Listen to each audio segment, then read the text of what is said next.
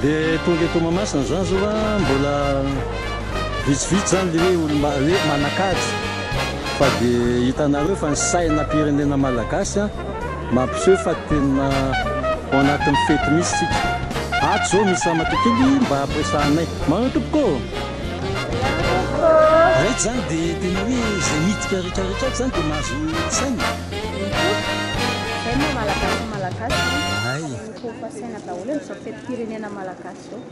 ka nareo any tsy mahitana any ivelany fantatrareo ve fa tsika amin'ny teny zao efa tonga any amin'ny tunnel Ambohidany milahatra ny olona zavatra tsy fahita hatramin'ny saina nefa na 75 taona fa misy rapahankely nalaiko dia hitanareo amin'ny YouTube ty tompoko soja tompoko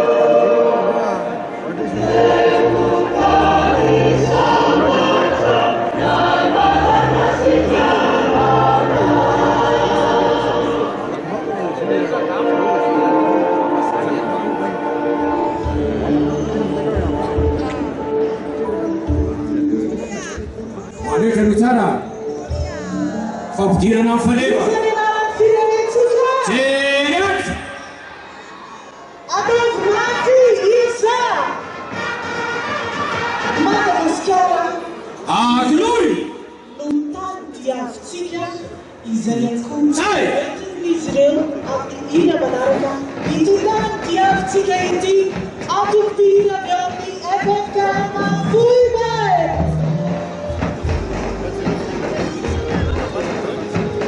ajana ny zava-maneno fampidirana amin'ny faneva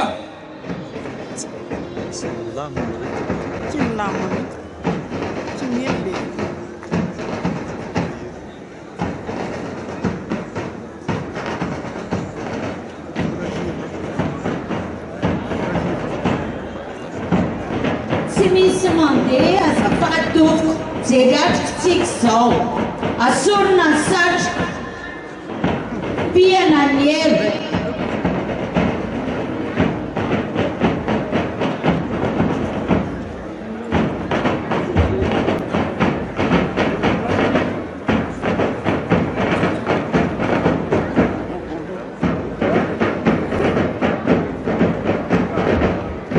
iangaviny isika rehetra mba hitsangana tompo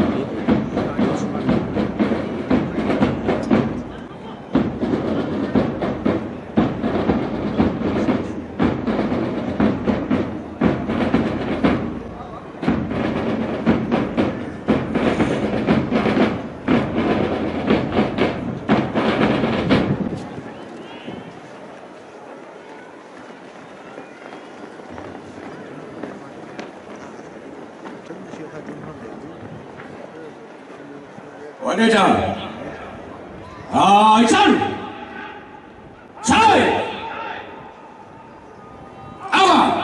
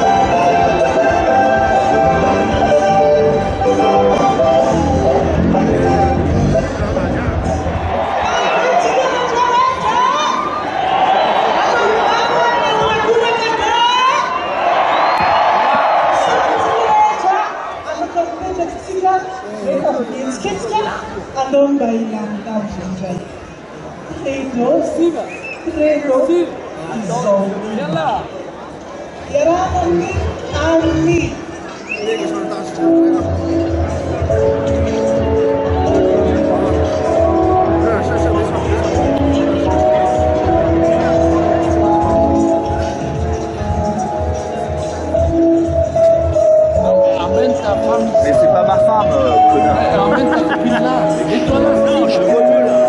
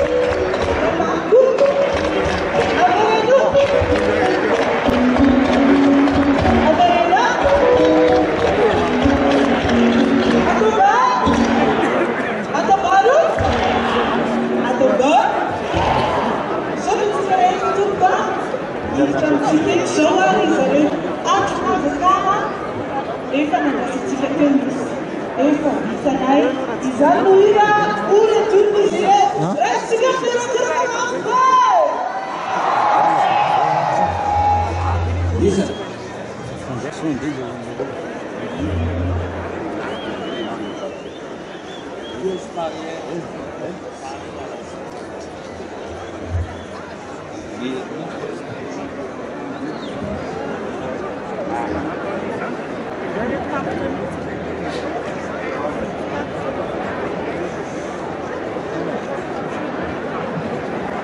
Magnifique place. Ça va on se voit partout en ce moment. Pakarazanany s'appelle jeudi, hein. Verenany fahaleovan-tena pirenetsika androany. Tseko tsara mpafiry. Dimampolo taona ny verenany fahaleovan-tena pirenena malagasy. Tsy mampiraharaha antsika ve zany. Atsatra ny hira ery aorina. Amanambola amin'le saina kombam-pao tsara. Atsatra ny fametanana ery aorina. Naveny atokopihira. Ho andraitra no tsara. Ajantsika kely. Ery!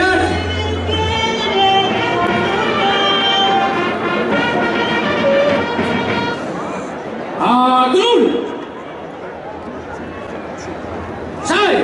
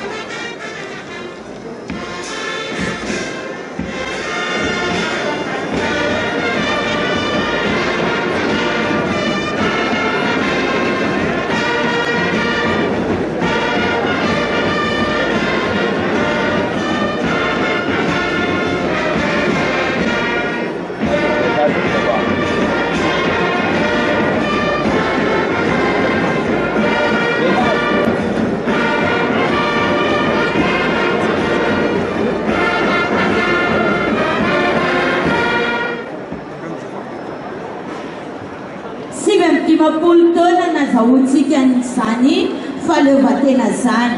Ny fahaleovan-tenantsika malagasy moa dia fantatsika tsara fa manana ny maha-izy tsikitsika izany hoe nosy iray ao anatin'ny continent africain Madagasikara. Republika Madagasikara no anarany, malagasy ny mponina ao anatiny, ary fiteny malagasy tenin-drasana. Tamin'ny 9 Jona 1960 no nahazahoana izany fahaleovan-tenantsika izany. Ny filavatra ijeroany dia fitiavana, an-drazana, fandrosoana. Manana ny ila-pirenena izy, manana ny sainam-pirenena izy, ary manana ny filohana izy. Ny sainam-pirenenantsika moa dia fotsy, mena, maitso. Ny mariky izany sainam-pirenentsika izany dia ny fotsy milaza ny fahadiovany fitantanana eto Madagasikara, eto amin'ny firenentsika. Ny mena kosa dia mariky ny fitiavan-tanindrazana, fiandrianam-pirenena, ary indrindrindra ilay afo tsy maty tao amin'ny mpitolona izay antony nazahoantsika an'izao fahaleovan-tenantsika izao. Ny maitso kosa dia mariky ny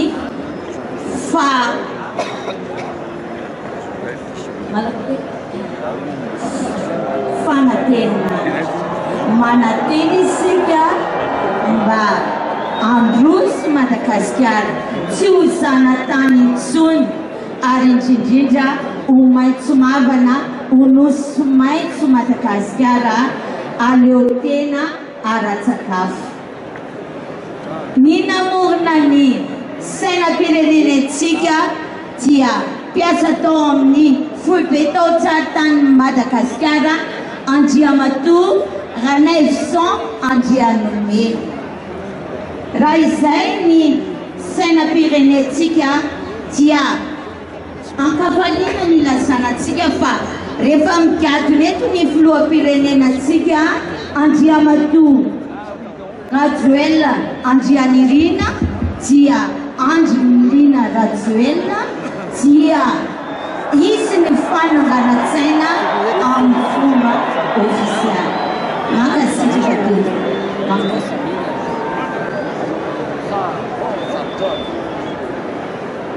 Fandalovan'ny filoha rehefa avy eo dia tsy misy rarana mihitsy ny fivezivezen'ny mpanao gazety.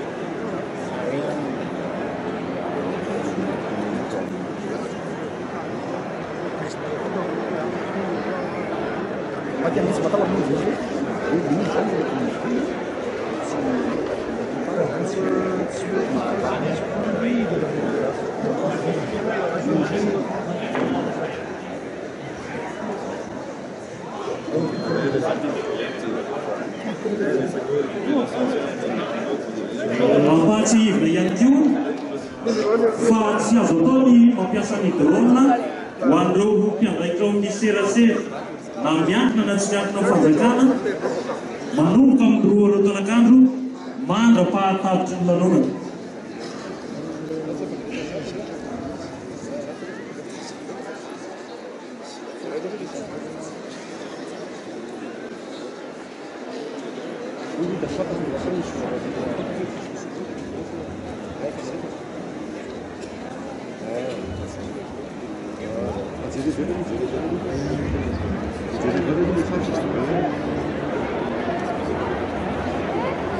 Ao mensageiro.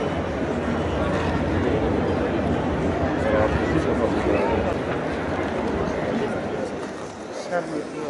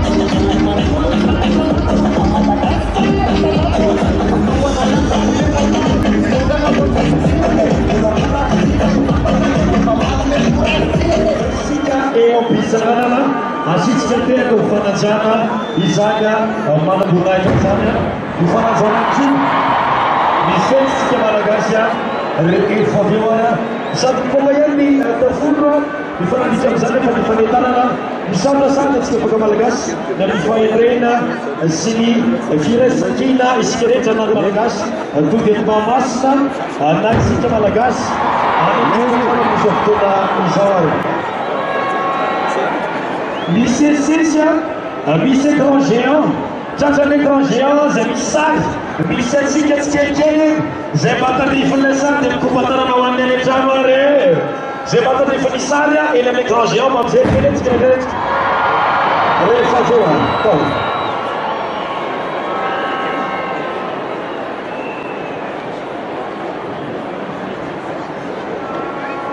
aveo ny foana iny ho fanamafisana rehefa aveo andray vahiny ampanajana sy ampitiavantsika rehetra anaja ireo tompon'aikitra isanisany amin'ny fotoana mampiakazo misoratra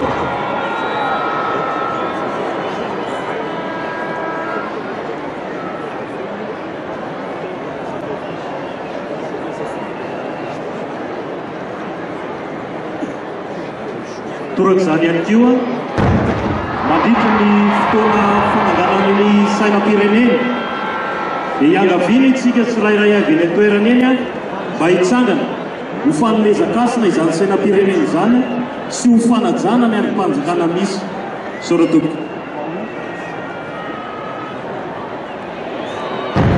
toraka izany ihany koa rehefa mandalo ny sainam-pirenena dia iangaviana isika rehetrarehetra mba hitsangana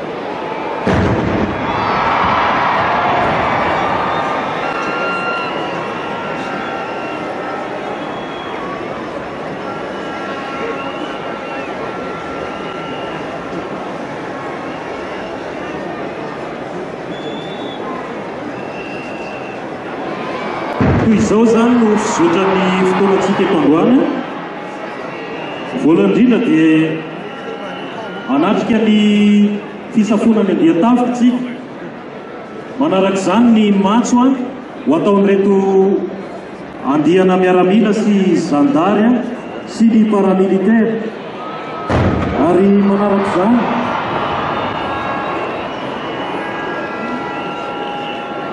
manaraka izany ny show laser sy ny podium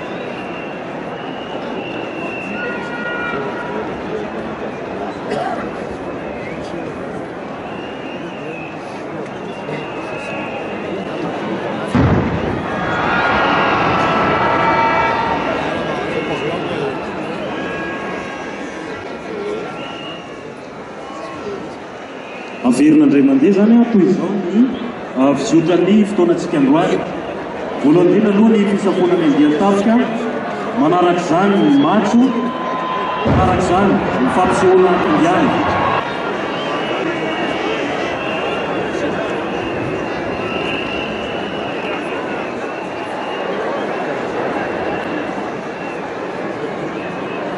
averina ihany ny filazana fa tsy azo ataon'ny mpanao gazety ny mivezivezy rahana ny mivezivezy mandritry ny lanonana indrindra mandritra ny fandralovan'ny filoha-pirenena soratoko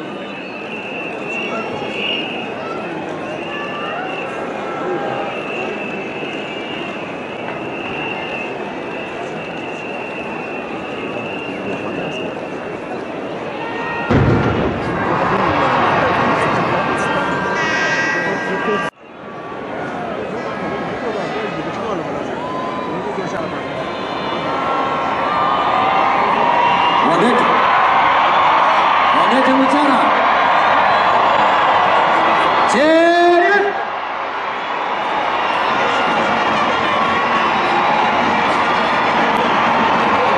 Atul. Sai. Atao ambony ary ny saina ary akopakopaka. Mitsangantsika rehetra. Mitsangantsika rehetra amray ny filohan'ny Rwanda dia Andriamatoa Paul Kagame.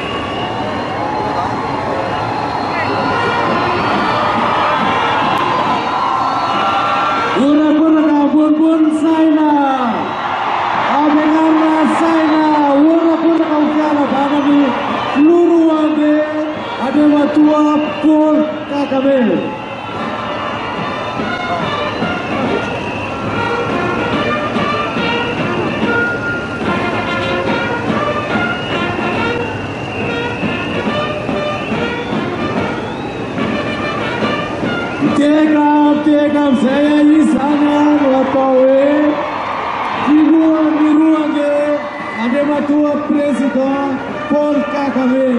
Bienvenue.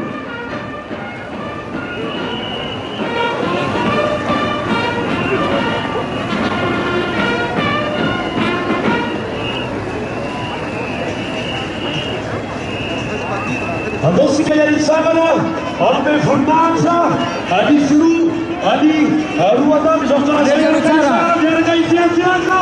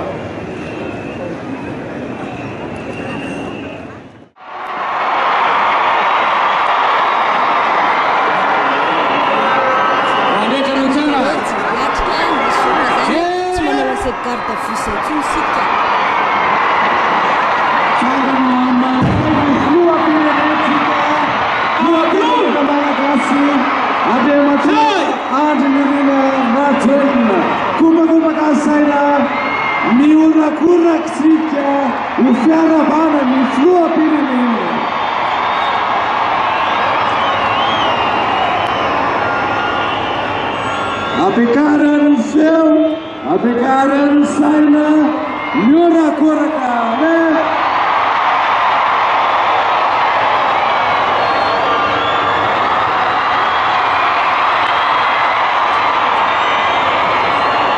nyora koraka valini fiara bani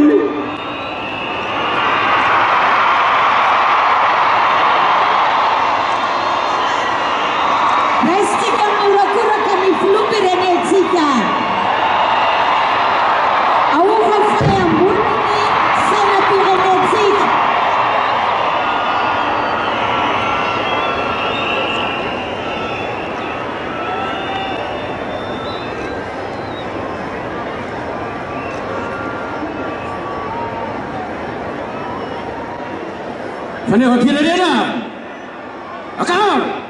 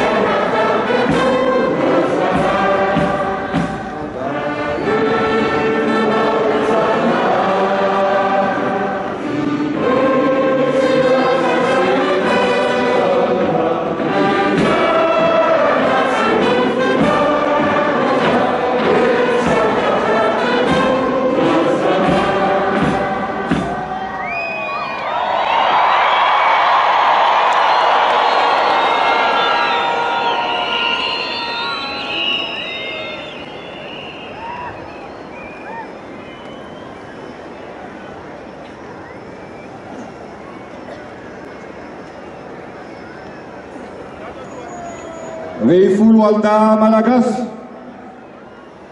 tanjoka arovozona 5-10 taona androany no nijoro nitafika malagasy 5-10 taona androany ihany koa no niverena ny fahaleovan-tena ho an'i Madagasikara. Noho izany dia miarahaba anareo manokana tena fa miarahaba ihany koa ny vahoaka malagasy. Ianareo no miaro ny firenena. Ianareo no mitandro ny filaminana. Ianareo no miaro ny vahoaka sy ny fananana. Koa mahorehareha ny vahoaka malagasy hatrany ianareo. Ankehitriny dia mankalaza ny fetim-pirenena. Mijery anareo ny malagasy. Miandrandra anareo i Madagasikara. Koa rifloalda malagasy vonina miandrika ny matsy ve ianareo? Sava ianareo? Ijova ianareo? Mijoro ny malagasy tsy maintsy tafita i Madagasikara.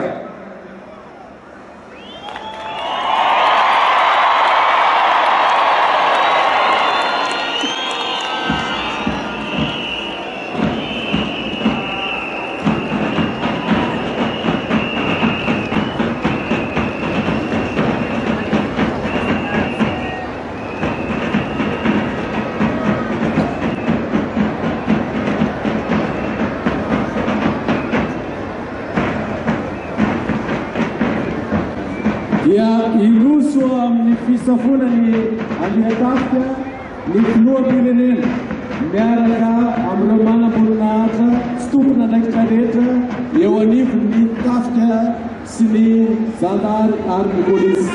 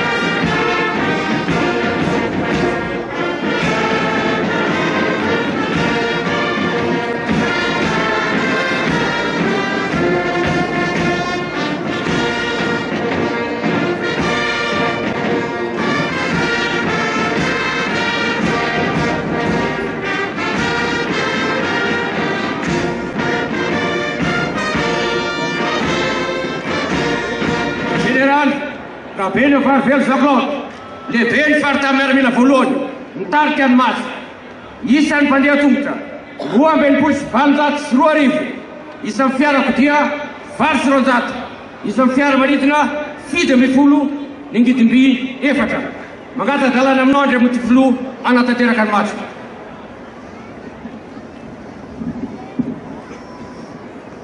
Afaka atomboka ny match.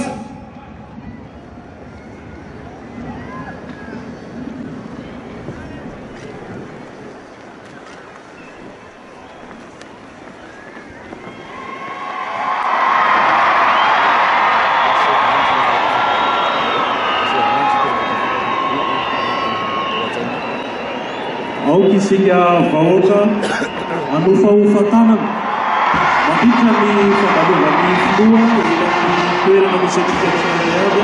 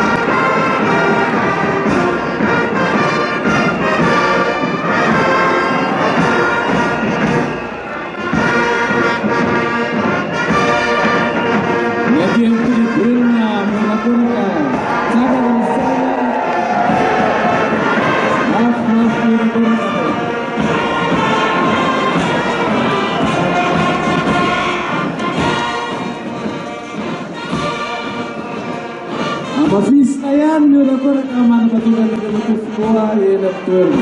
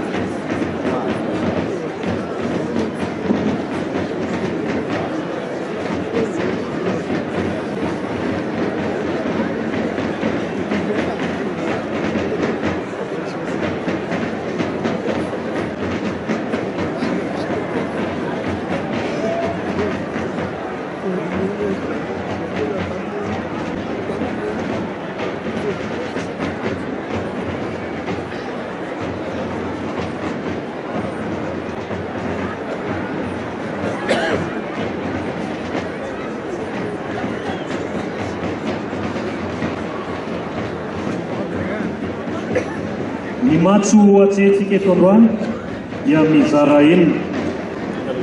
Voalohany ny sekoly, faharoa manarak'izany ny andian-tafika vahiny, fahatelo ny tafika malagasy, fahaefatra ny paramilitaire, fahadimy kosa ny matso anabakabaka, ary ny fahaenina farany ireo mampiasa fitaovam-pitaterana.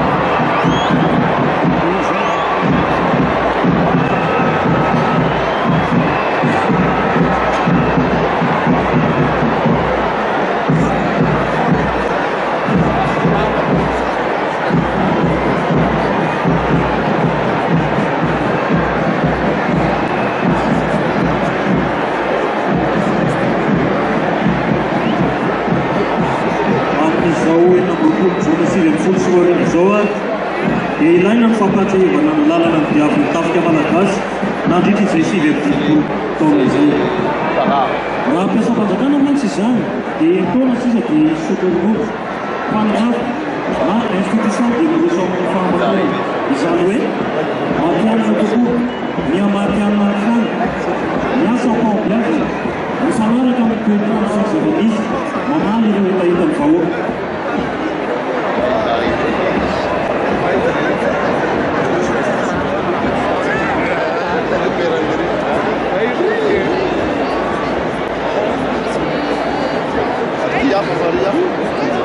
Atrehintsika ihany keo amin'izao fotoana izao ireo démonstration na nihetsika fanehoana ataon'ny mpilatsaka melonaina. Izy io fa avy be le zao mbola tsy takatsika tena avy any ambony be any etsy ampovoany etsy izy ihany.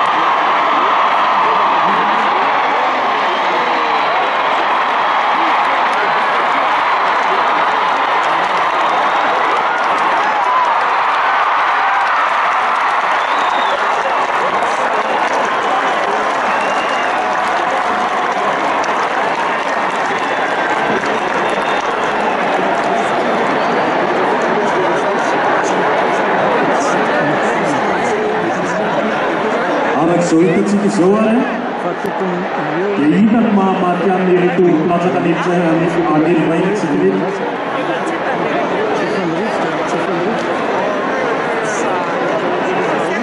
Rahantsika mitehaka amin'ny eritreritra azy zany.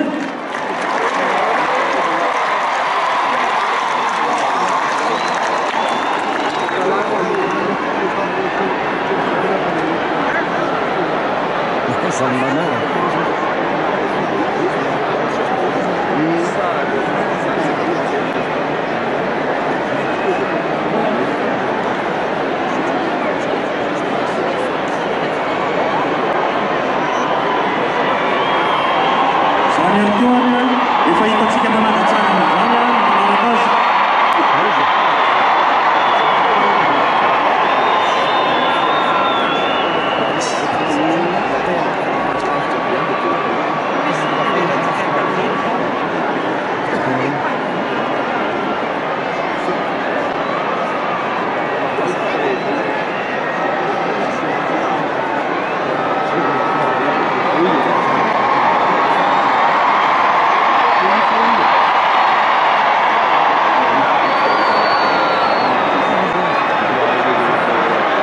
Marihana fa efa taonany maro tsy afaka nanao an'izao fangasana amin'ny izao.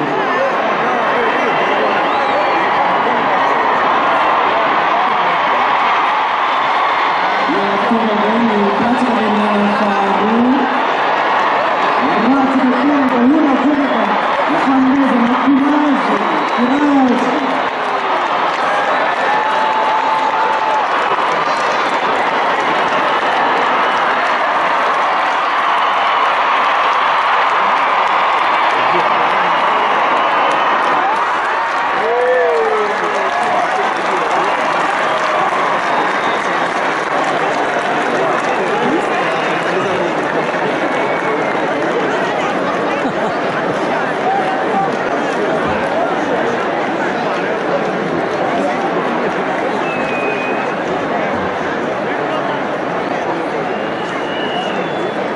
Fampatsahivana mandritry ny matso mandeha ny faneva izay resan'ny mpandeha tongotra dia mitsangana isika mame voninahitra izany.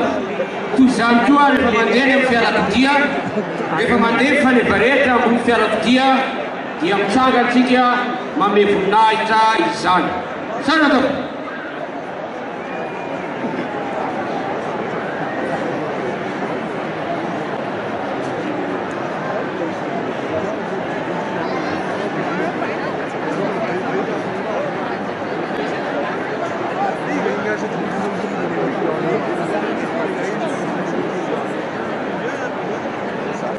Waraja bicara.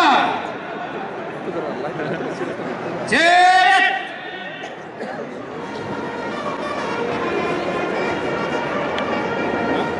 Gimana Vandang? Lara Matuyen. Ichafi. Yara Mados. Sai.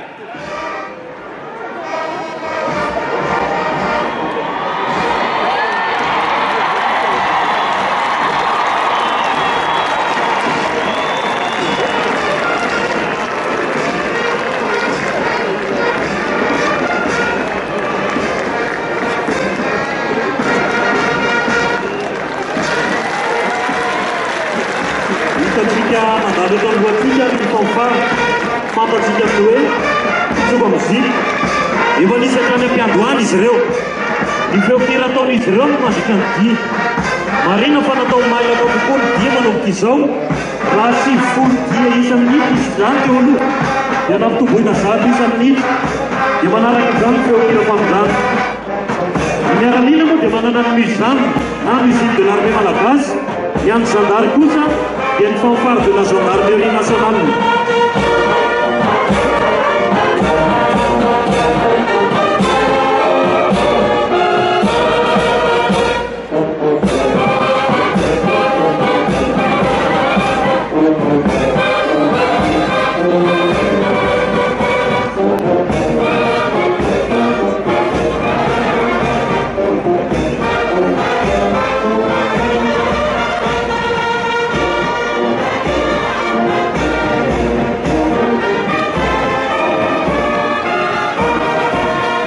Zay atsihetsika eto angana marina moa fa mizara enina lehibe.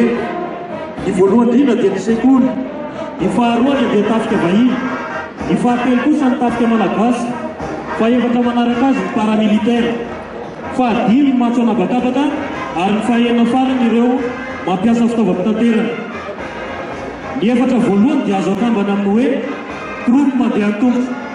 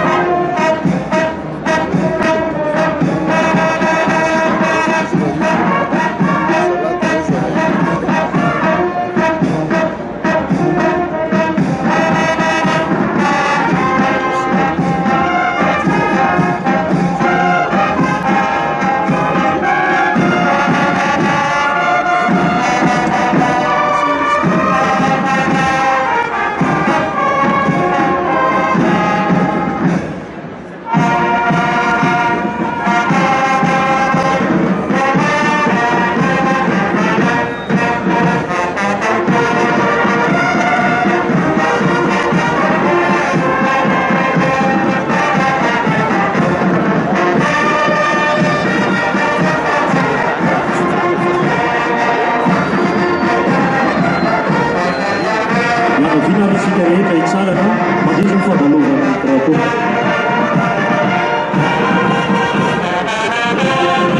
Anisan'ny tianoasaray ho an'izao match 24 izao ny fanambarana ny fadalovan'ireo faneva manoloana ireo manam-pahefana.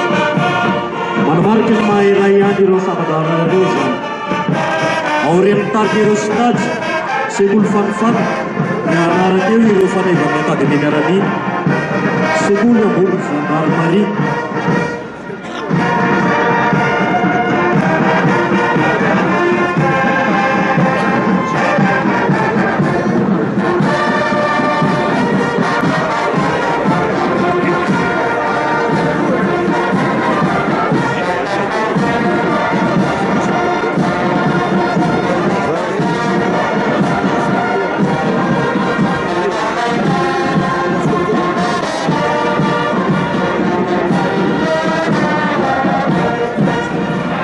Faneva di Accademia Miarani. Faneva secondo il buon gendarmerie. Faneva secondo il gendarmerie ne bus. Faneva secondo il manabonnaggio del Taf. Faneva secondo il Miarani la Pirenena o Fenalazzone. Faneva secondo il buon Polis Pirenena. Faneva secondo l'inspecteur si agent de police. Faneva ny base navale Latranana. Faneva ny régimentan'ny hely votsitaitra voalohany sy faharoan'ny taf ary ny an'ny gendarmerie. Faneva ny volana misahana andraika manokana eo amin'ny gendarmerie. Faneva ny filaminam-bahoaka na police Pyrénées. Faneva ny sekoly ho an'ny fandraharana ny fotsy. Faneva ny fahatserana.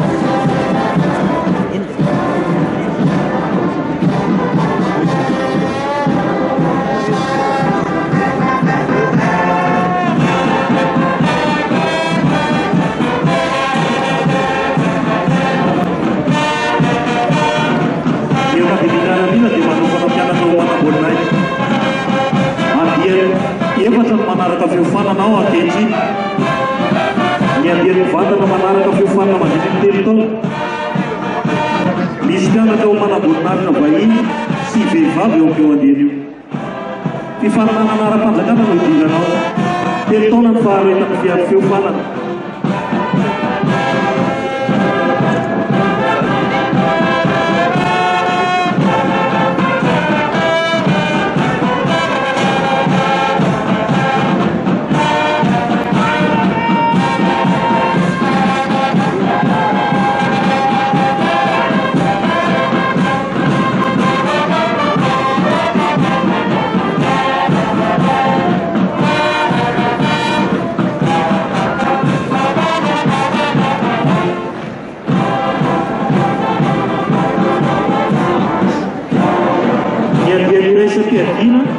Ahitana ireo miaramila sy zandary ifampiarina azy ka fifananana ara-panjakana ihany koa no fidirana amin'izany. 2 taona ny faharetan'ny fianarana.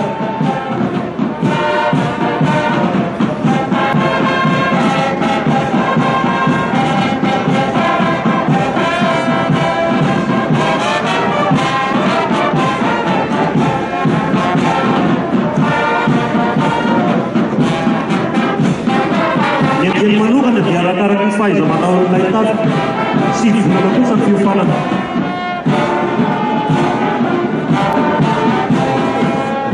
Marina moa fa amin'ity taona ity dia mandray ny ilay pilote ny akademia miaramila.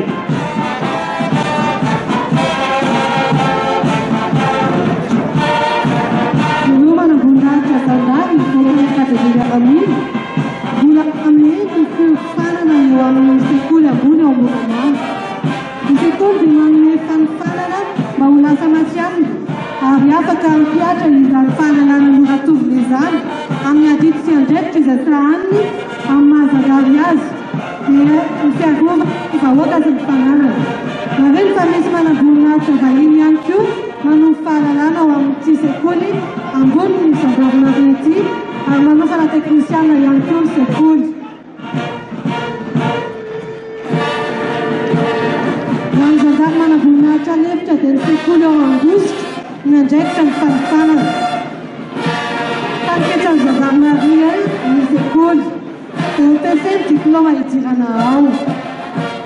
Misy efanana manokana momba ny automobile sy ny fanatanjahantena ihany koa ao. Manaraka fiofanana eny amin'ny centre d'adhérissement commando ireo mpianatra avy ao amin'ny sekoly.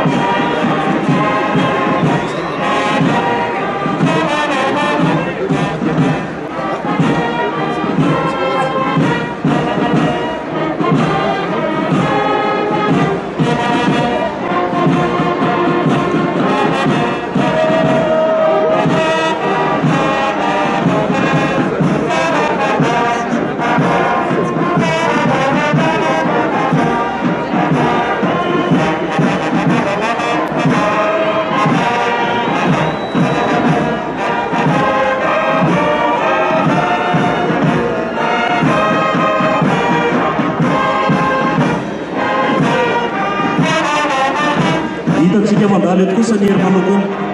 Hery manokana dia toko-tafika afaka tsoina ka manampy ireo miaramila rehefa sendra adina ohatra ny zakany. Manana fahafahamanao bebe kokoa izy.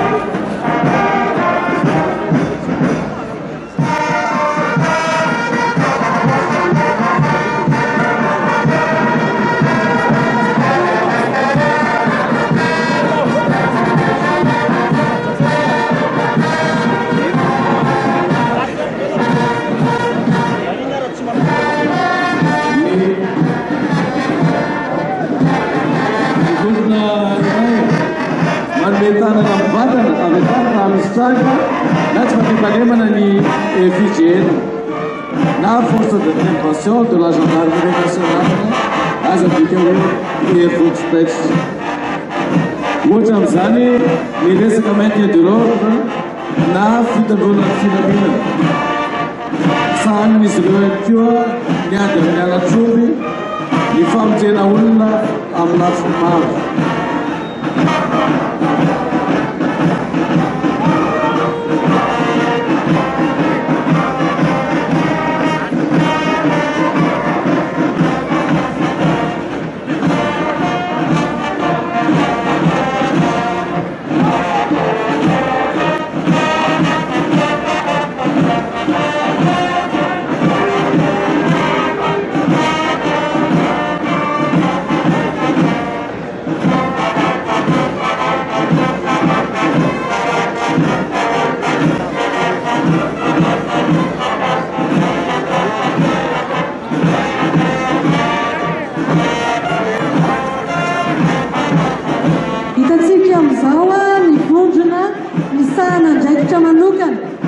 Commandement des formations spécialisées à Fouivna Amloué, CFS et au niveau de gendarmerie.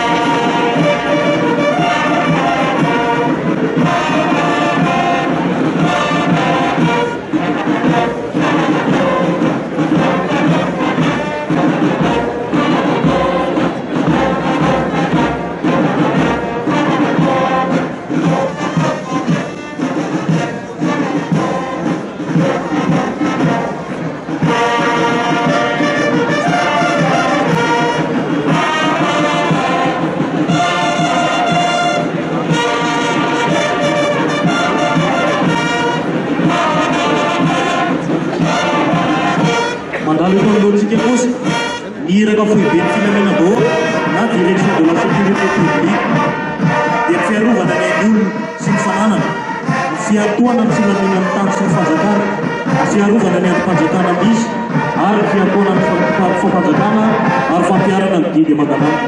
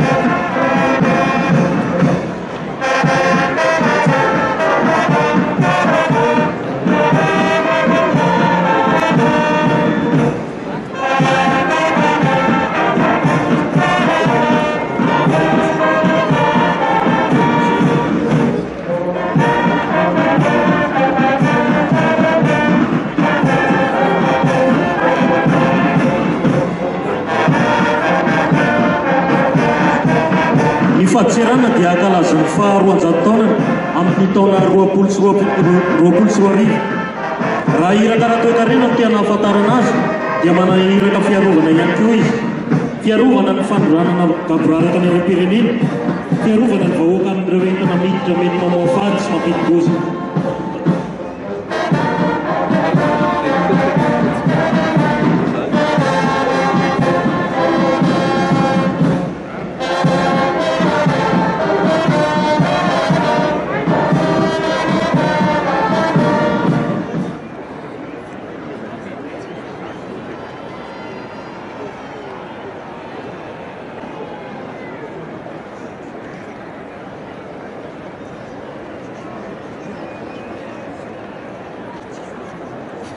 efa miomakomana zany tsika zao a hiditra eo amin'le matso ny andihany faharoa dia ireo tropy mandeha amina fiara.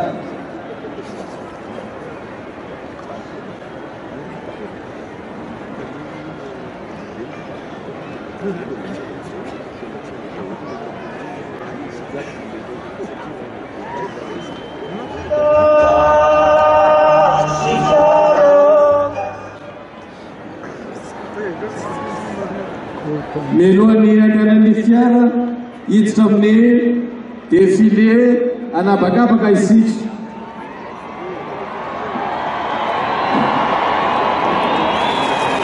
Raha anarana sisa tafika anabakabaka tao Anamaro teraka indray izay io fao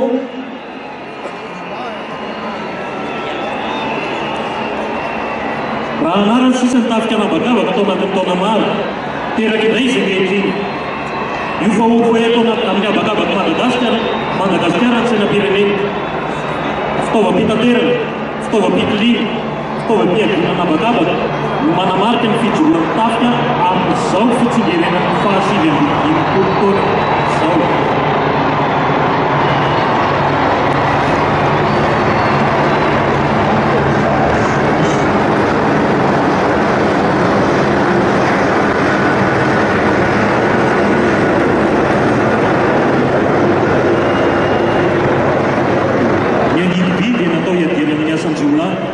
Ny asan-dahalo sy ireo rehetra miteraka tsy fandriam-pahalemana manambetsaka io fitaovana io noho ny aratsy ny amin'ny lalana na indraindray tsy misy mihitsy azy izany ka angiby ihany no ahafahana manapona ny vahoaka sahirana amin'ny fiarovana ny fiariany sy ny aina.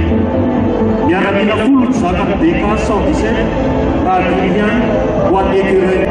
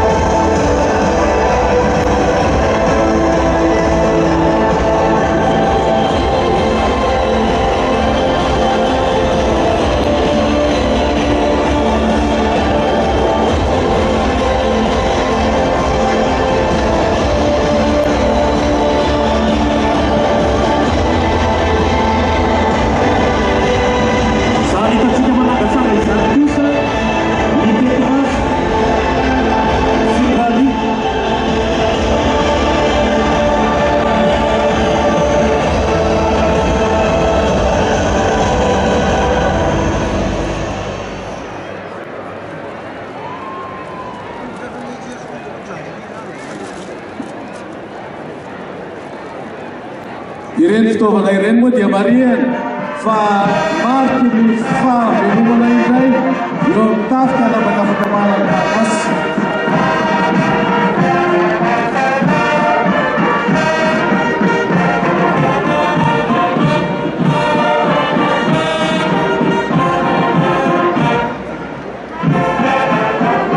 Mandalo indray any drapeau ka iangaviny isika mba hitsarana. Ambatsy hidina moa fa anisany endrikanao hatsaraina ho amin'izao match 9 sy hoarina izao ny fanambarana ny fandalovan'ireo faneva manoloana ireo manam-pahefana. Manamarika ny maha iray ihany ireo sapatra araha ireo izany.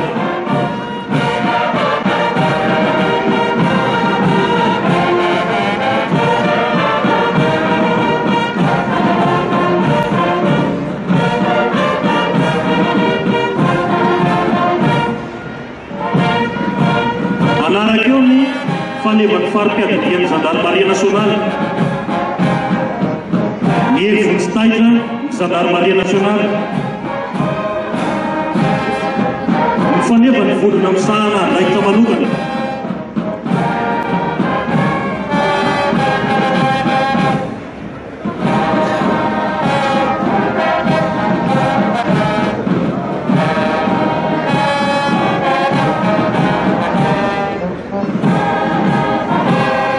Fanevana fitantanana ny fitsy fandraisan-davitra sy ny kajy mirindra.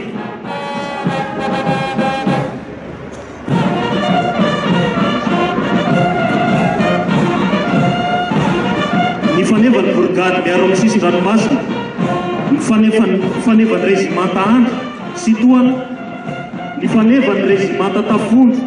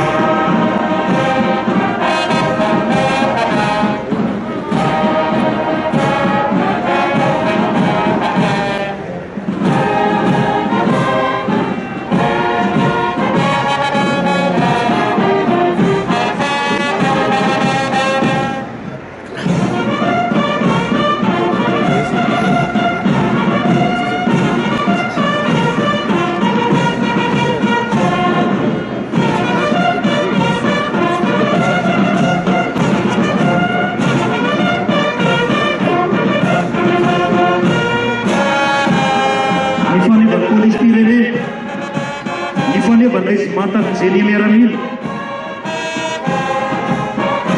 il fallait votre corps de protection civile, il fallait votre commande de votre partenaire de la Pologne.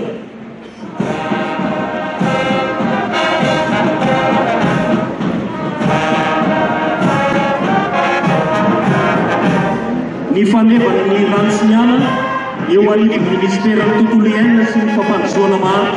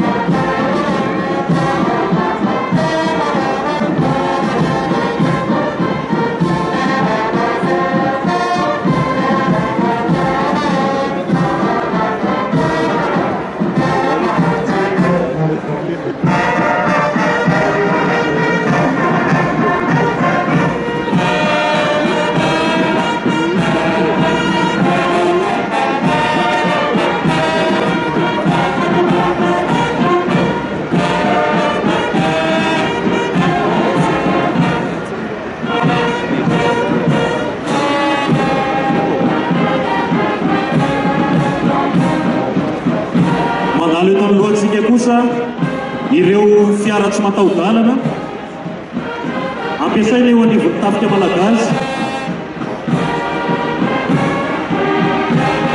ho fitandroana hatrany ny vahoaka sy ny fananana any amin'ireo toerana izay mety tsy hisy lalana mihitsy na sarotra ny lalana makany amin'izany toerana izany.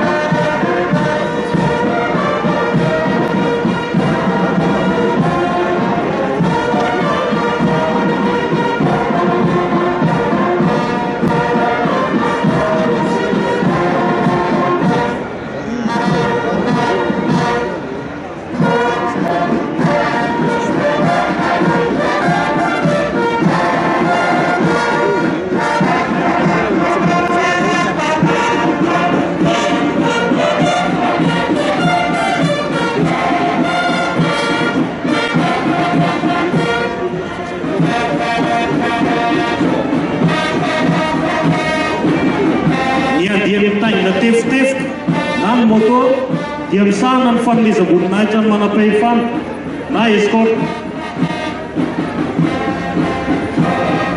Manana izany eo anivon'ny fiadivana amin'ny Repoblika ny Gendarmerie nationale ary ny police pyrénéenne. Ankoatra io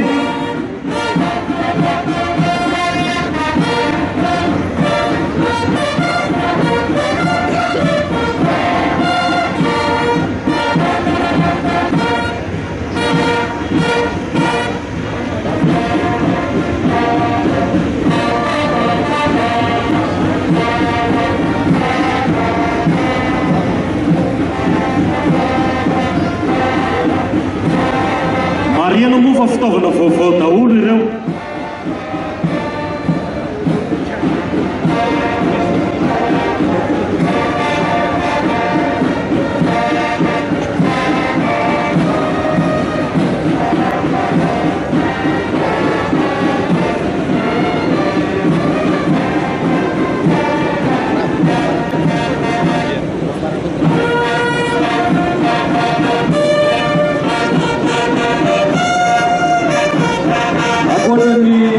Asa escorte moa zany ny moto eo anivon'ny gendarmerie pyrénéenne sy ny polisy dia miandraikitra ihany koa ny fanotanan'ny fifamoivoizana.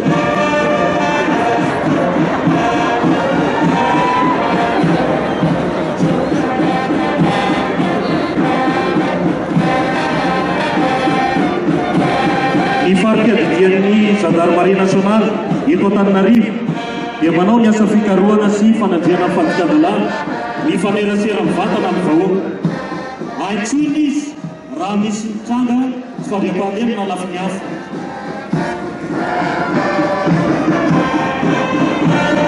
Efa nizaraina tamintsika ny laharan-taribia fahamaintso izy ireo.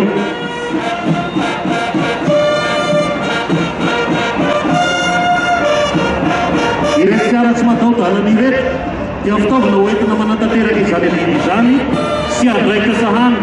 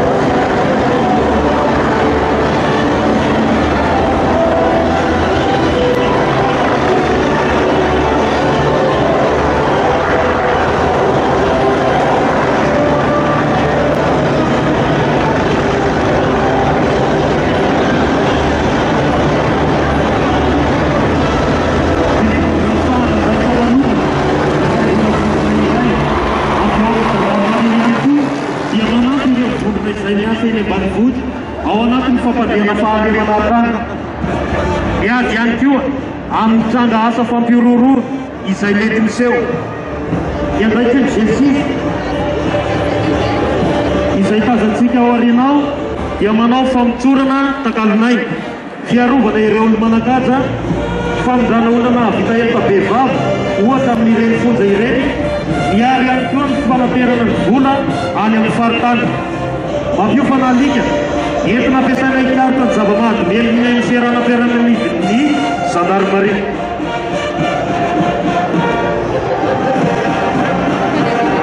Fomba no hatsaraina ihany koa izany satria sambany isika ny mampiasa ny alika amin'ny tony asa itony.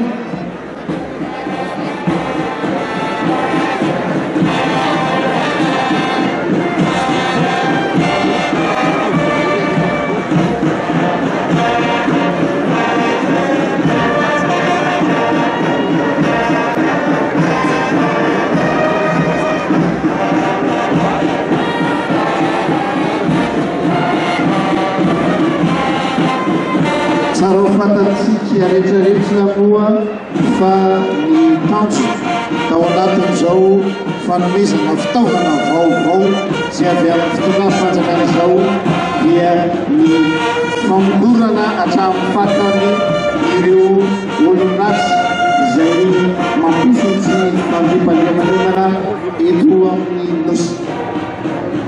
Ny tanjo dia ny anatonana bebe kokoa ny vahoaka ary indrindrindrindra dia ny amerenana faran'izay aingana ny fahatokisan'ny vahoaka ny fanjakanja sy ny mpitandro amin'ny firenenana.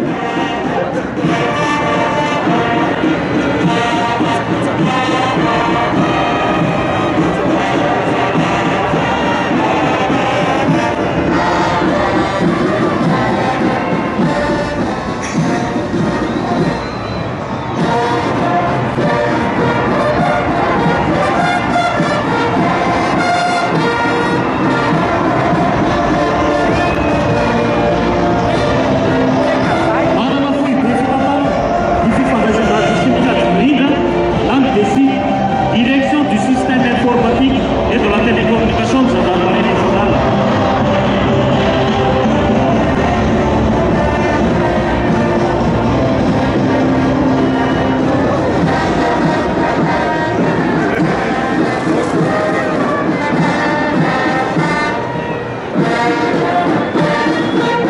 Io foi be io ny manao ireo fikarohana sy fanaboarania ny fandraika amin'ny teknôlôjia ankehitriny na fahatsian-dalàna mampiasa izany.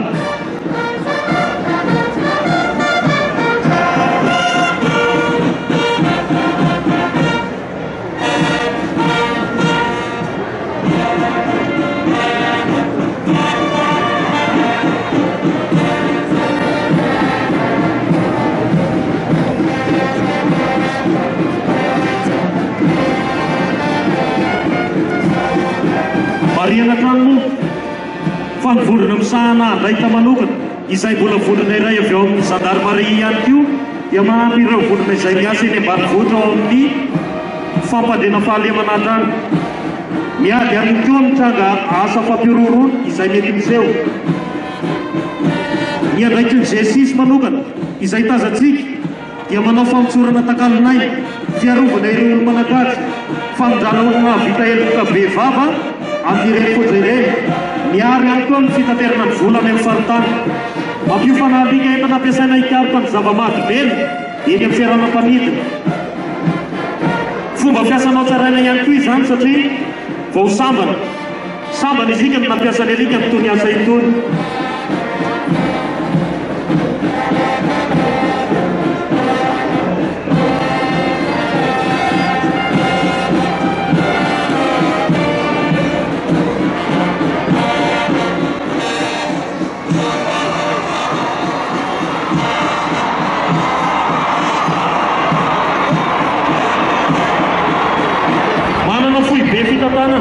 Ny fifandraisan-davitra sy mikajy ny rindrina DSI, Direction du système informatique et télécommunication ny gendarmerie nationale. Ny bourgade miaro ny sisina aminazy.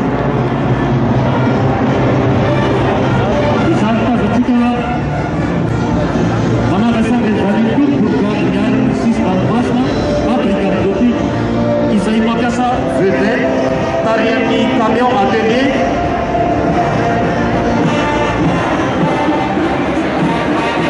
ireo dia miandraikitra manokana ny fiarovana ny sisy tany mariana trano fa dia fitaovana vaovao daholo ireto manatika sy hoentina amin'izao epimasitsika ireto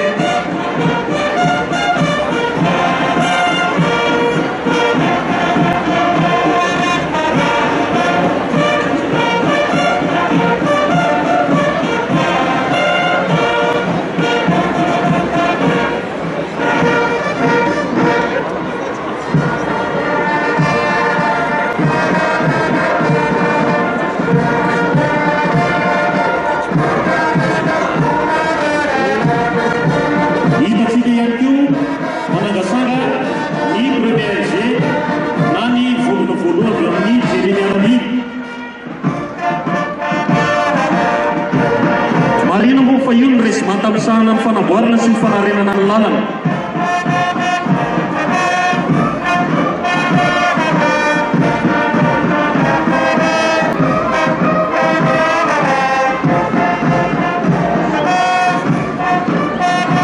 amafisina hatrany fa ireo fitaovana izay aseho eto dia vaovao daholo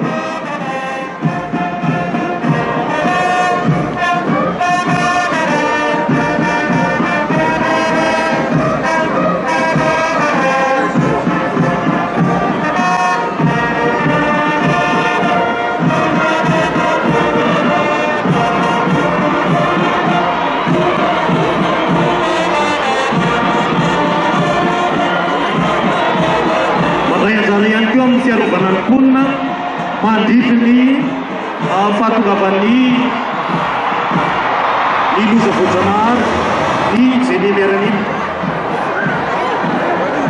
mandray anjara ihany koa amin'ny fiarovana ny ponina ny ambanivohitra na ny sécurisation rurale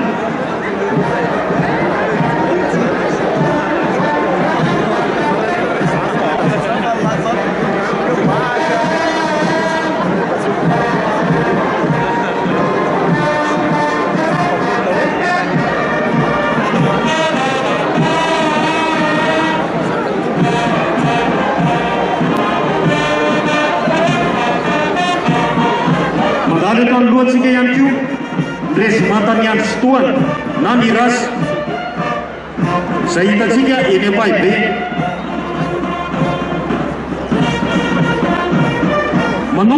manokana sy manofana miaramila ho ny vondrotafika ho amin'ny fiarovana ny tanindrazana amin'ny fampiasana ny fiara amin'ny fony vy ary manome tanina ihany koa amin'ny filaminam-bahoaka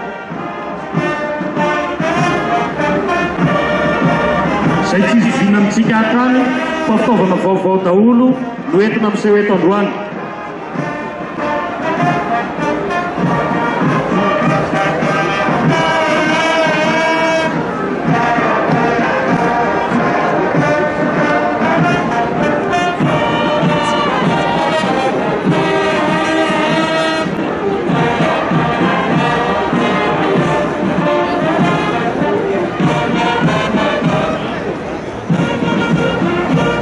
mandalaka ny lohantsika ihany koa ny régimenta Antafondro miaro ny abakabaka na ny R3A miaro ny faritra n'abakabaka malagasy manampy ihany koa amin'ny fampadrenan'ny fahalemana ny fiara izay hoentiny moa dia ny BRDM na ny Baevaea Ratsivenditelina ia Dazorina ia Masinat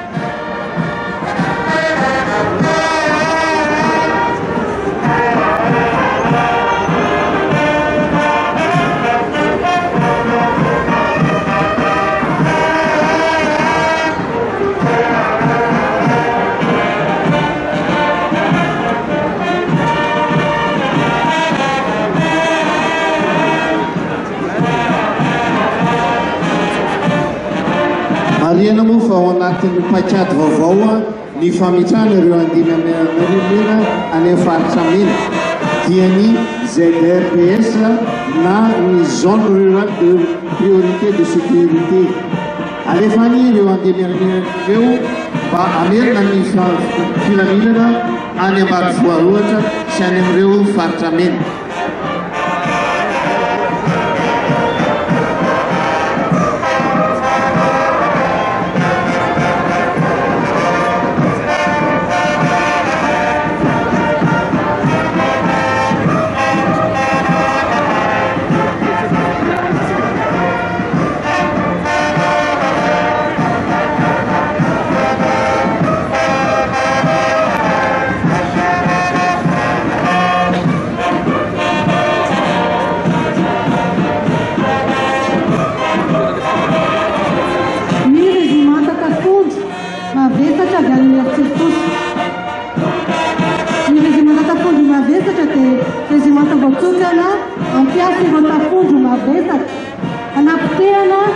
sy andro tanana ny fahavalo an-tanety.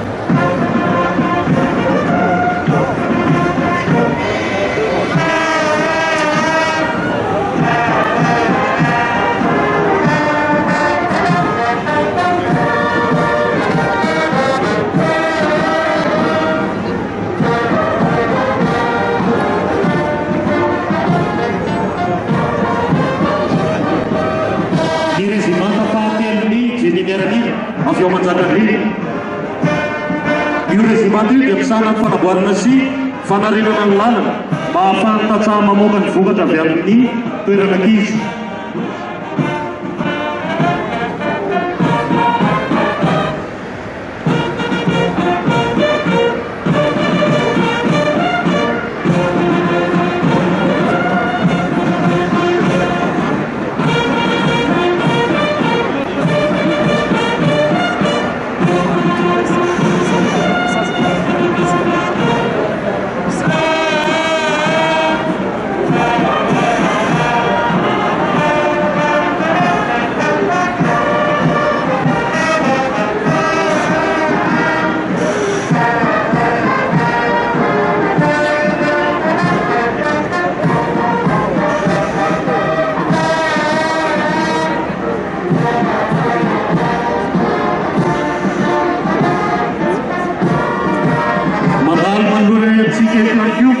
Ny régimenta voalohany faritany miaramila voalohany na ny insureraiment izay eo Analakely no ahitana azy. Ny andraiky tanànany moa dia ny fampandrena ny fahalemana eny ambanivohitra ary ny asa famokarana ho amin'ny fampandroana atany.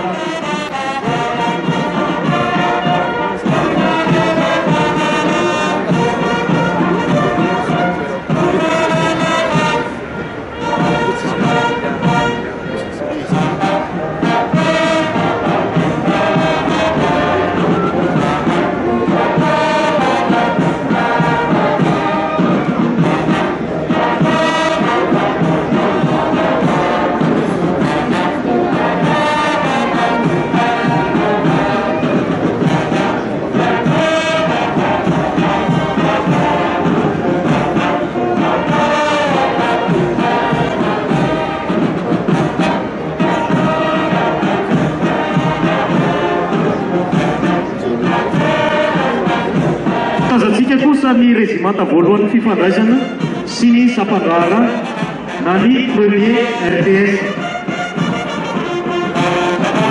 vodina ny andraikitra ireo miaramila ny asa ivelany tompo sy ireo miofanany ivelany ny andraikitra ny fifandraisan-dravitra eo anivon'ny tafika malagasy ny andraikitra ny fiarovana ireo tompona andraikitra ambony ny andraikitra ny fiarovana ireo toerana saropady.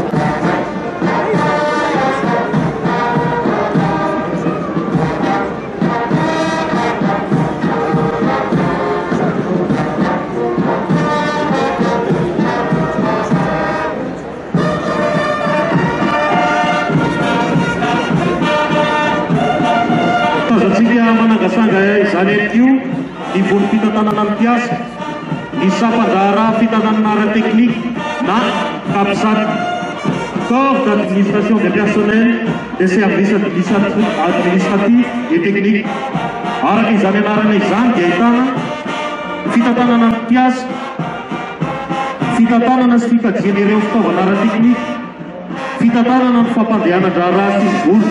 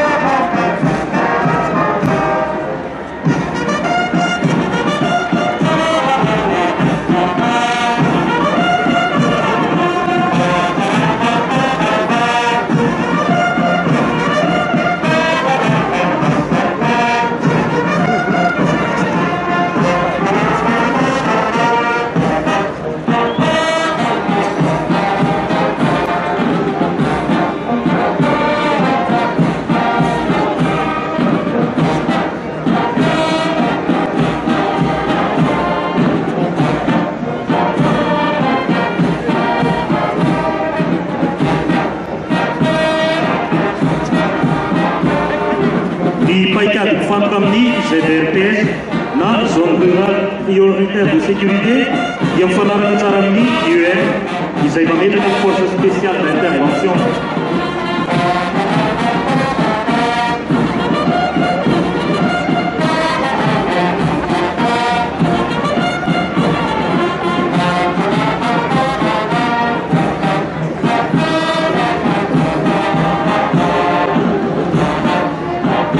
Mifandraika amin'ny PGE na politika ankapobeny fanjakana ametrahana ny fandriam-pahalena amin'ny fomba aingana. Satria efa miantsy ady ny jiolahy, efa mahevaika tsy fandriam-pahalema, tsy maintsy miatrika ady ny folo amin'day ary paika tsy fitaovana mahevaika ihany koa no ahafana mandresy izany.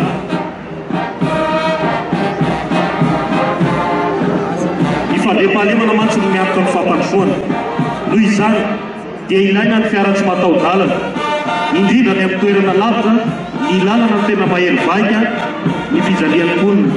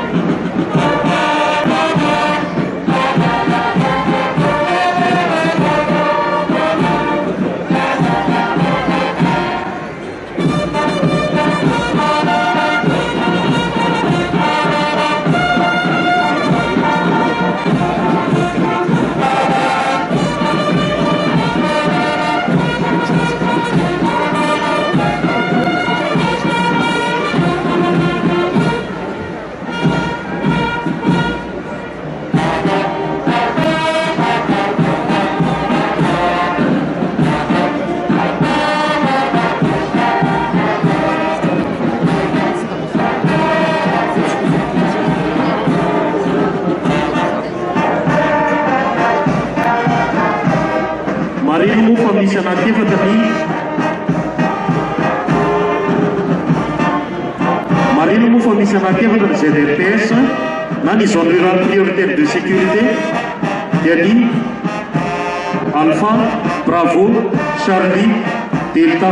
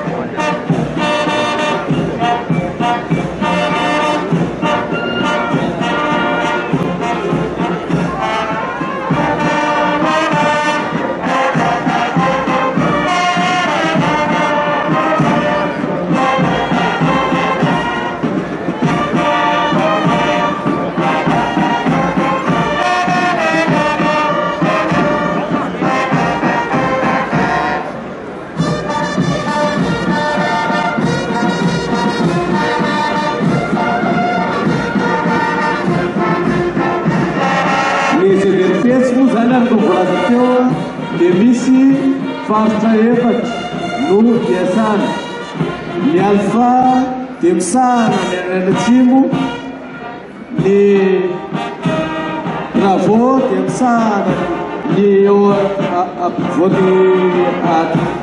ampovoany atsimo ny Charlie any andrefana ary ny delta any avaratra. Ny fandraisana anjaran'ny firenena maro amin'ny famahana ny olona na ny ady ao amin'ny firenena iray na koa fifanolanana eo amin'ny firenena roa no ny poevin'ny drafta famindriam-pahalemana iraisam-pirenena na ny antsoina hoe maintien de la paix international.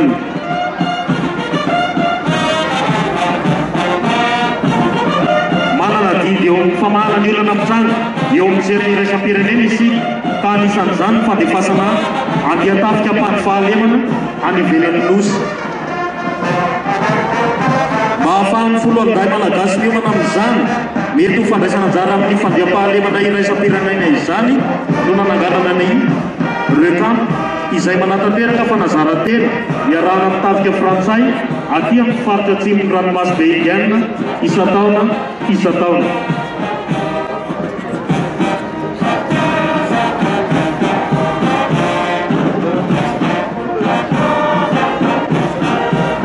ICPC na ny corps de protection civile dia ratsana iray andraisan'ny foloanday anjara amin'ny fiarovana ny fanampiana sy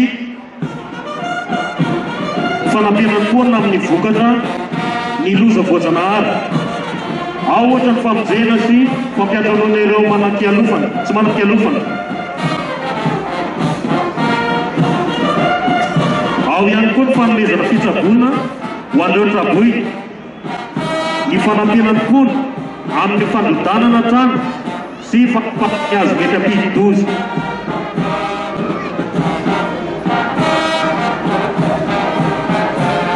Ny fitaterana ireo mponina amin'ireo faritra tratry ny tondradrano.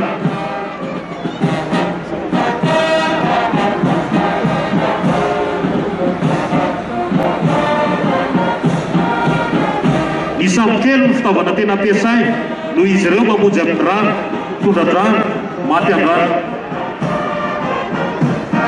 Ny fiara fitsaboana dia hikarakarana ny vonjy-aina.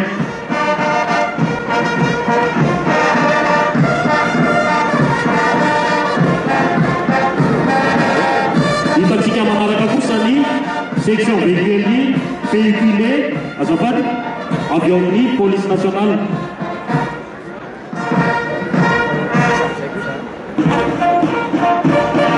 Une section des véhicules de la police nationale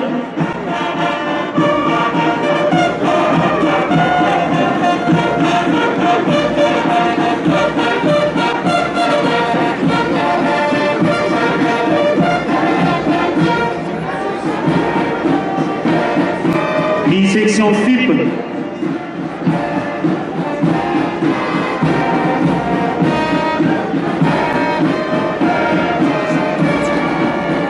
une section force d'intervention de la police,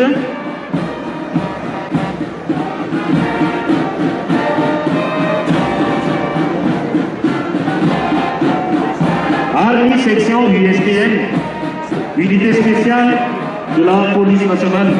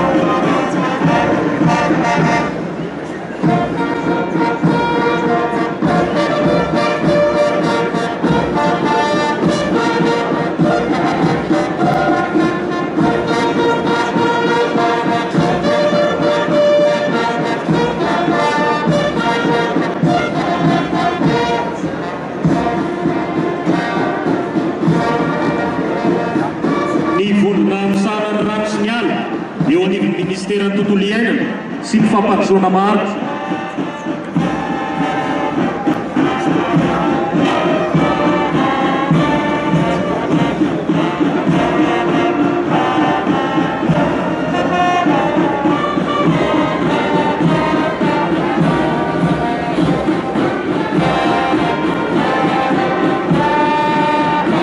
Manatanteraka ny fitantanana sy fiarovana ny ala sy ny harena voajanahary miaraka aminy.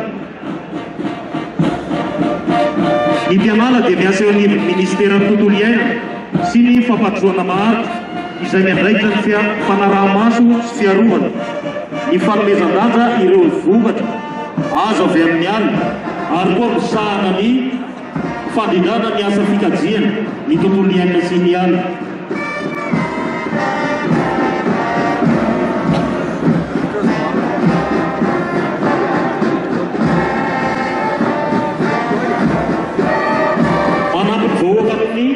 Fanamorana sy fandrindrana ny fampiasana vokatra azo avy amin'ny alina.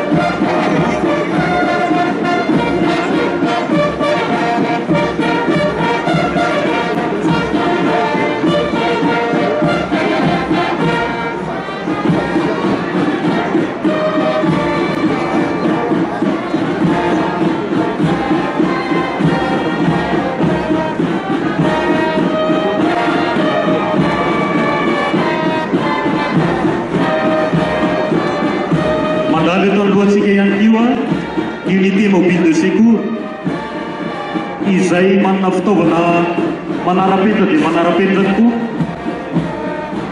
Marina moa fa hôpital mobile no anarana hoentina hiantsoana ireto fiara ireto izay fiara hoentina mitsabo ireo mponina tsy salama na marary any amin'ny faritra lavin-dalana.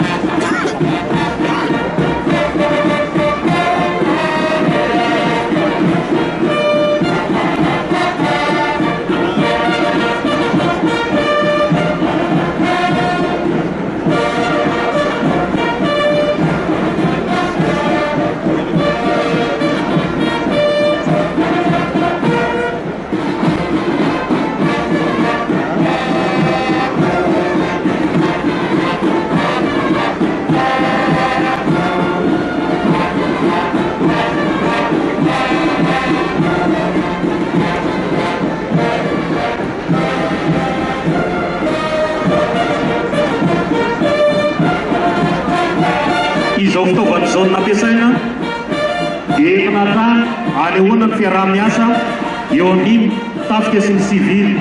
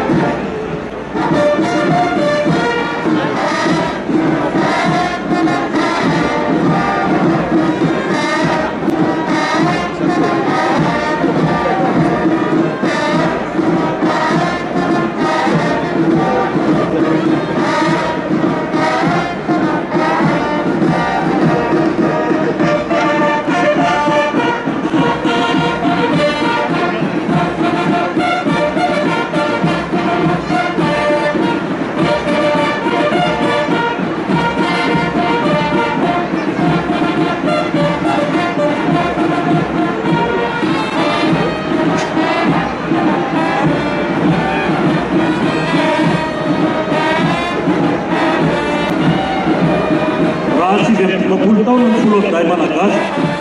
Ny vondrona mpamonjy voana kosa na sapeur pompier dia mankalaza ny faha-20 taona.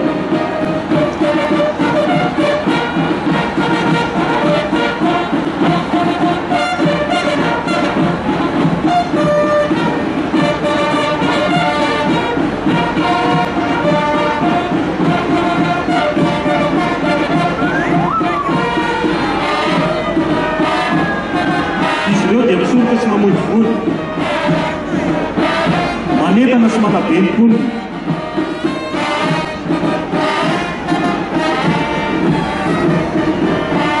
Mamonjy ireo tsadoza eny an-dalambe sy amin'ny toerana manano sarotra.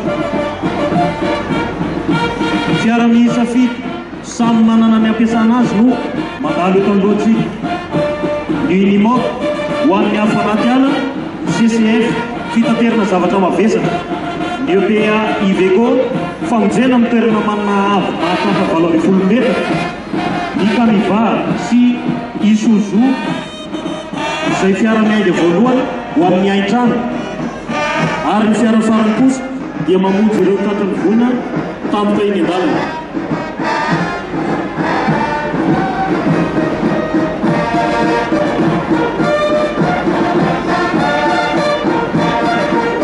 Izay ihany koa mba marana ny maso izay napetsika eto androany.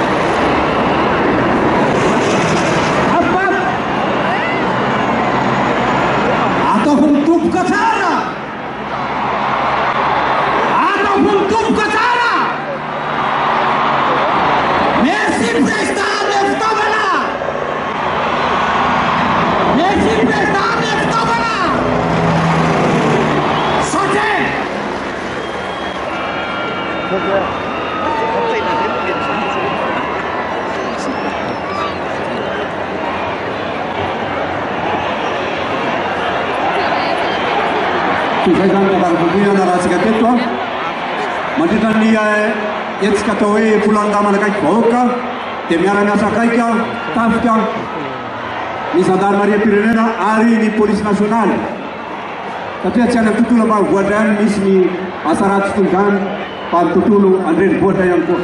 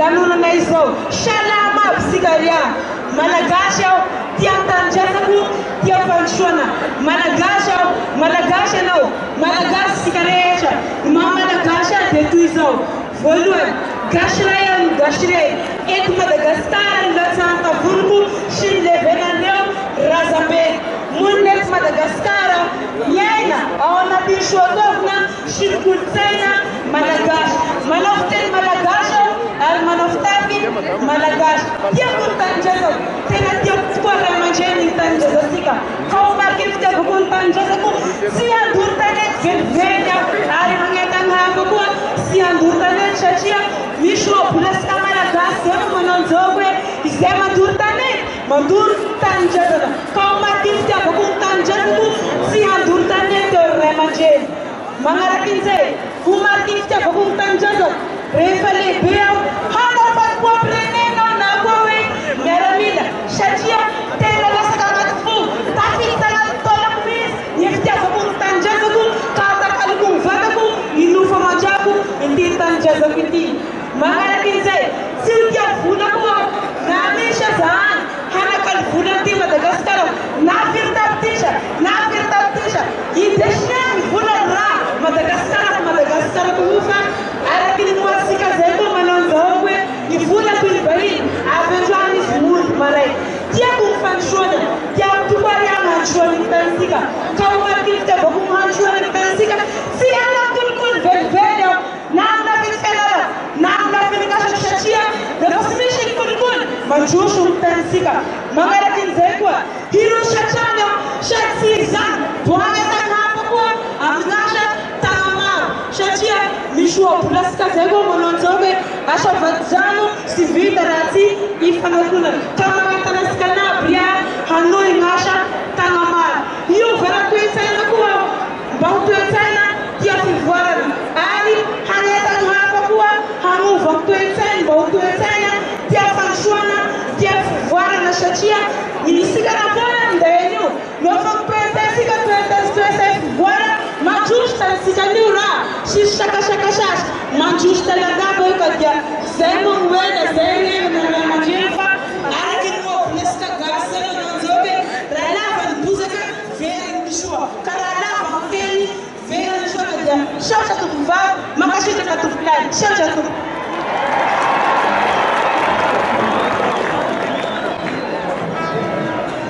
tena sivy amby 10 taona faly malagasy aty faly miliare feny malagasy aty miliare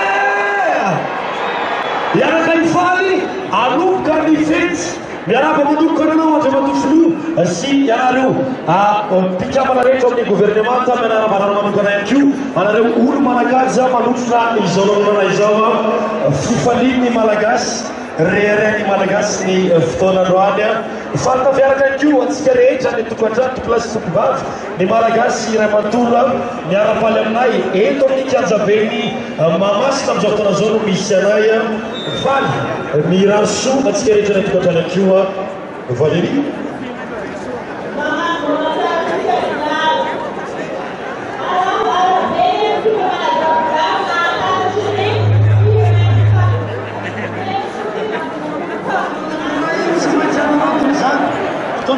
famizarana afaka midina ty tsy mifanana fotsiny tsy mifanosika tsy mifanazy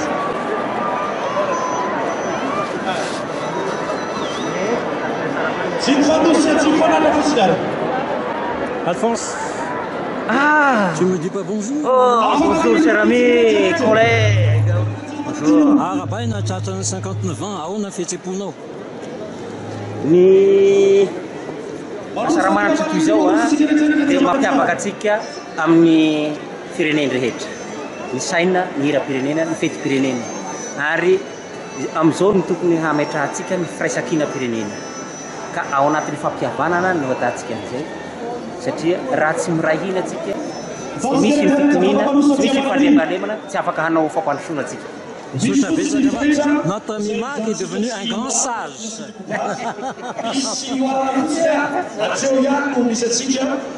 Di parakan di fati bifaresa ni alula zan. Alua ni iroson'ireo artista dia madamadamakely aty ambony aty fa manety zany aloha afaka midina naneny ambony na isika avy atao amin'ny akavanana afaka manatona aty isika rehetrarehetra misy talenta aloha mialohan'ny voalohany io izy tokano ifaozany izao fotoana zao menanao ny fitenenena malagasy tia fandrosoana tiako Madagasikara tiako malala misy tiako be dia be me ataona tokoko mantsy tiako ianao ekeko fa sofa nisy ny fiteny na ahafahako nampita ny tempo mihiranao tiako aky ny teny gasy fa nampitafa isy ianao misy tiako maro be akoatr'izay voalazy zay tiako atsira be fa feviny dadanay ao ineny ao izoky ao izandro no mitoetra ao isika roivy rehefa tapitra amin'ny fetra amin'ny fiainana eto tany tiako ny fomban-draza mampiavaka ny tany mifanadrana zanahary mifatahoranao toty mifanekeny zay voatendry ny malagasy olonetra mahay miaina amin'ny fisaina na pirindra fiarahamonina mankatony famarinana sy rarina fa ny fanano mahaolo fa ny tena tiako indrindra dia ny fireneko ny Madagasikara mihitsy e tsy anapina tsy analana ka tsy adana ny safidiko tamin'ireny latsidana ny fanompona dia nekeko ka ny salorako ny hoe hoany tany-draza malama tsy ho foazina ny razana iady zay vomanga fikasikara tany sambatra manan-karena olo-manga ikasikara ty mandroso ikasikara tsy mandady gasy tsara no filamatra karary ny ara-tsy miambatra mitolona arykoa ny ady amin'ny mety ho fangedrana ka nana tena fitoviana tamin'ny mety kimpona tao mantsy tiako akiny tany nefa tiako koa ianao makamamy anao ny foko ny gasikara tena mamiko era-tsaina era-po malala ianao toritori dia tiako fa aza sary-piano moa